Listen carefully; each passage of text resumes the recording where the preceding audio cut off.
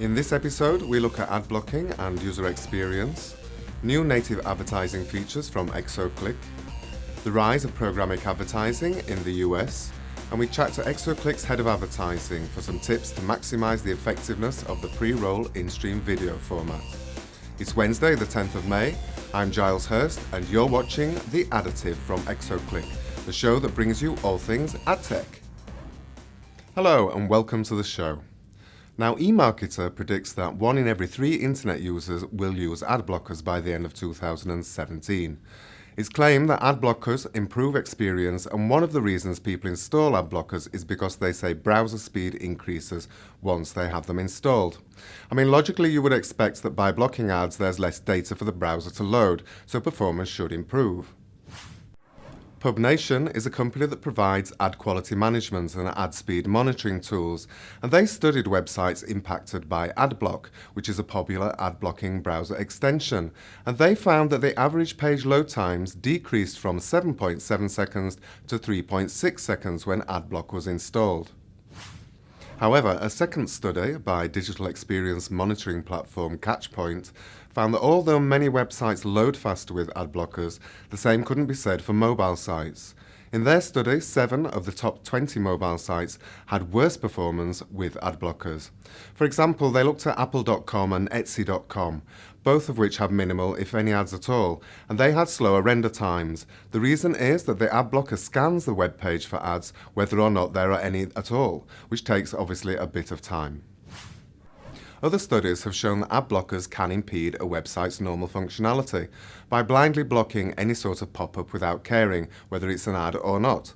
Oriel, a London-based ad tech company, performed tests on the top 100 sites in the UK, and they found that ad blockers often hindered normal website functions, such as, for example, checking in for a flight online or tracking an e-commerce order.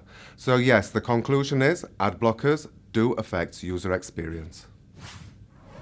Now here at ExoClick, we've introduced some brand new features to our native advertising format, which have vastly improved the format's capabilities. For example, for publishers, they now have more control over the widget's customization with a new custom CSS configuration. This allows any kind of customization so that the widget fits perfectly within their site design. Also, there's a text alignment feature which allows publishers to set the alignment of the title and description within the native advertising widget, and text style, where publishers are now able to customize the style of text, either bold or underline, of the native ad texts for both normal and hover behaviors. New features for advertisers include image cropping, so now advertisers can set the cropping anchor points for each native image they upload. This is how advertisers can ensure that the best part of each image will remain visible in case it has to be cropped, either vertically, horizontally, or both. Also, advertisers can now create CPM and Smart CPM campaigns with this format. So, to celebrate these new features, ExoClick has extended its 50% cashback promotion, and now it will run through the month of May. Each advertiser that spends $1,000 or euros or more on ExoClick's native advertising format during the month of May will receive a 50% cashback of the total amount they have invested, which they can then spend on ExoClick traffic during the month of June. Programmatic advertising has been a big buzzword for the last couple of years now, and in its latest forecast, eMarketer estimates nearly 4 of every 5 US digital display dollars will be spent programmatically at the end of 2017. That totals $32.56 billion, and by 2019, that figure is predicted to rise to almost $46 billion, which shows that buyers and sellers are continuing to invest heavily in automated ad buying. Already, 74.5% of US digital display ad dollars transacted programmatically will go to private marketplaces and programmatic direct setups as ad buyers and sellers look for greater control. In fact, the share of programmatic purchases made via open exchanges is declining, while the share transacted via programmatic directs is growing. This year, programmatic directs will represent 56% of programmatic display spending, while 44% will be bought via real-time bidding. Video is one area that has really benefited from such advancements and controls. 2016 marks the first time in which more than half of all US digital video ad dollars traded via automation. Now that portion will grow another 42.3% this year to $9.13 billion. And by 2018, nearly 3/4 of all video ad dollars will transact programmatically. Now, talking of video, we had a chat with Exoclick's head of advertising, and she gave us some tips on how to maximize the effectiveness of the video ad format. So we're here today with Olivia Kaujinska, our head of advertising here at Exoclick. Welcome to the Additive, Olivia. Hi Giles, thank you. So today we're going to talk about Exoclick's pre-roll in-stream video ad format. And you may remember from the last show, we gave you some facts and figures about this format, and it turns out that pre-roll is the king of video advertising. So can you tell us a little bit more about Exoclick's version of this format? Yes, it's a new format, and in-stream, it's a commercial of your brand that appears before the internet video. It's a new ad space, different from in-video format that allows you to run your ads, similar to a TV commercial for 10 or 30 seconds.